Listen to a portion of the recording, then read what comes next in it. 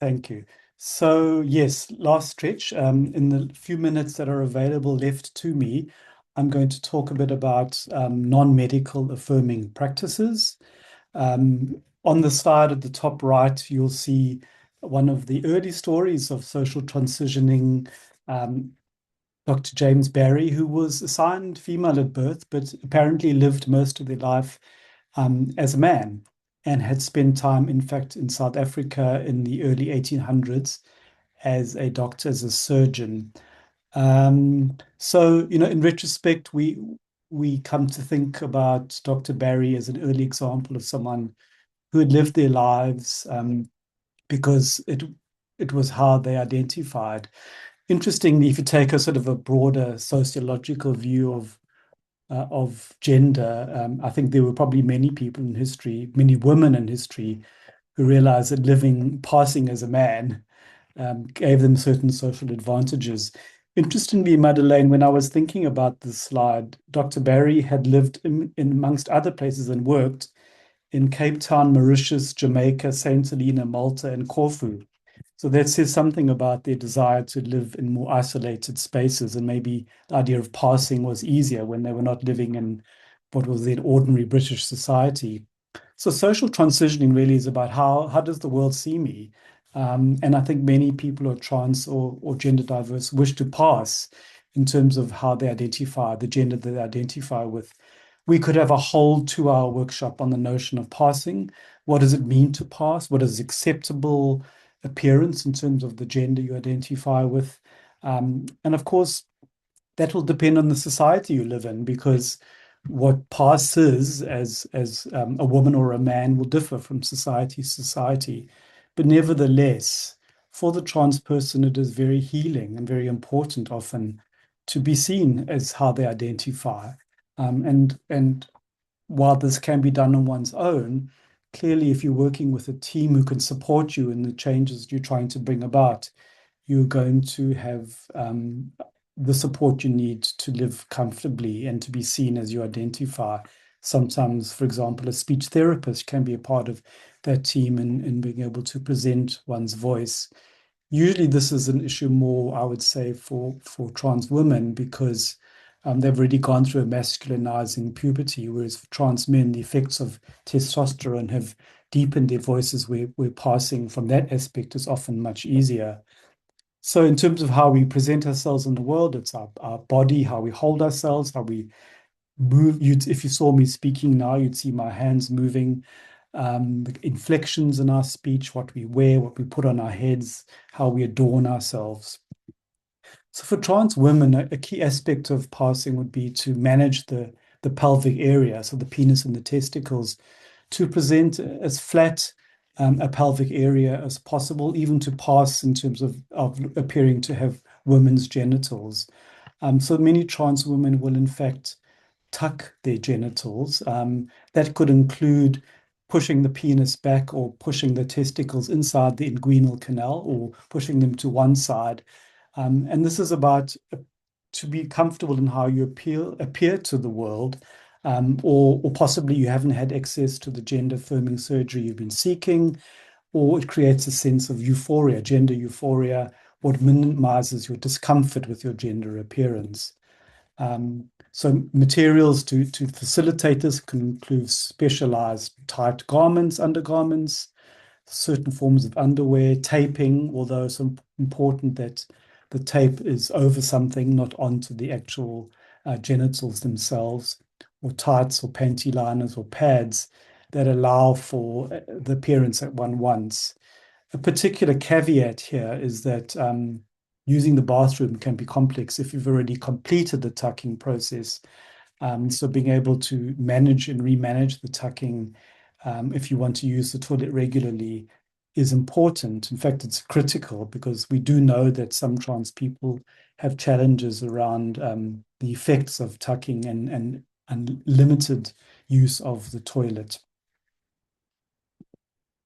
Common tucking materials can, as I said, are tape, or tights, or panty liners. And in interest of time, I'm not going to go into too much detail, but essentially, all of these are used to create the shape and look on the appearance that is comfortable for you and is congruent with your gender identity. Some of the risks include irritations, discomfort, UTIs, particularly if one hasn't been able to effectively urinate or use the bathroom appropriately, infections, bumps, sores, abrasions, um, uh, prolonged push pressure on the testicles and the heating on them can sometimes cause problems with fertility. There could be smells because of tucking for too long, or of course anxiety if you're anxious about not doing it properly. And then padding, conversely, or as another aspect of it, is when you want to add to aspects of the self to present oneself as more phenotypically feminine or masculine. So trans women might want to pad around the hips and breasts, and for trans men, certain shorts and undergarments might achieve a masculinizing effect. So for breasts, there could be silicone cups or stuffing into bras, or sometimes waist trainers and vests, which accentuate a particular shape to achieve the desired look. And much of this is available in specific stores, particularly online. Again, a common theme of today's workshop has been the fact that class and socioeconomic status could affect a trans person's ability to achieve the desired look. For trans men, one wants to have the appearance of having a male bulge, and which would be typical of a penis and testicles. So there could be strap-ons, like dildos or straps, socks and other materials, or certain stand-to-pee packers, which allow one to use a bathroom in a particular way. Again, these are available online. Um, Risks related to packing can include bruising if it's too hard or too tight, discomfort from shorts if they're too small. And then for people who travel, sometimes in certain airport security checks or searches, there can be problems if these are discovered. So one may need a doctor's note. Binding is about chest flattening, particularly for trans men or trans masculine people, to feel congruent, to feel a lowering of anxiety and dysphoria. Interestingly, we talk here about social and economic opportunities. If your appearance is masculine and you're seen as a man, can have certain advantages in society. There are sometimes negative health effects, and the problem is trans people, particularly trans men in this instance, wouldn't seek advice because they would be concerned that they are not treated thoughtfully and respectfully, even if they're doing something that they can have a good sense isn't working for them from a health perspective. So it's really important that the health space, the provider space, is open and affirming as possible, and has a sort of a harm reduction focus where we try and lead the clients towards healthier behaviors. Um, if there is repeated or serious health concerns around binding, then a client or patient may need to consider top surgery. So methods would include certain garments that are specifically designed for this, kinds of tape, compression wear, or sports bras or layering. And then, of course, more risky aspects would certain kinds of tape, which have a very compressing effect and can lead to ill health.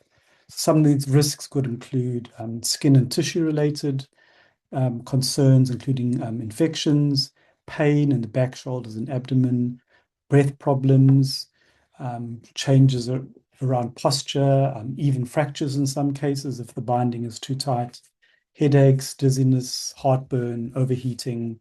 And if there have been many years of binding, there can be less favorable outcome after mastectomy.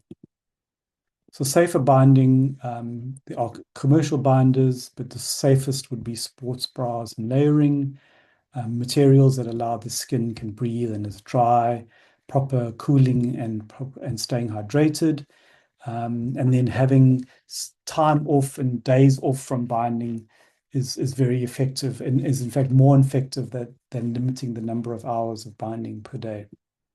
And where possible, a client should avoid sleeping in a binder and exercising in a binder.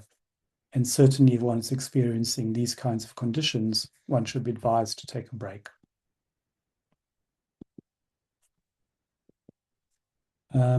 So yes, I think that's the end of my presentation, a few minutes early.